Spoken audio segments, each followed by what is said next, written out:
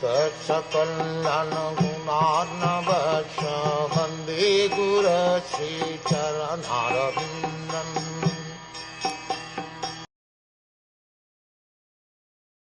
Generally, both of us used to live together and sleep, sit and loiter together. And at the time of advertising oneself for acts of chivalry, sometimes, if there were any irregularity, I used to reproach him by saying, "My friend, you are very truthful." Even in those hours when his value was minimized, he, being the Supreme Soul, used to tolerate all those utterings of mine, excusing me exactly as a true friend excuses his true friend, or a father excuses his son.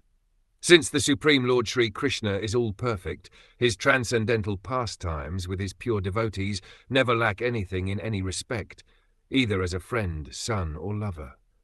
The Lord relishes the reproaches of friends, parents, or fiancés more than the Vedic hymns offered to him by great learned scholars and religionists in an official fashion.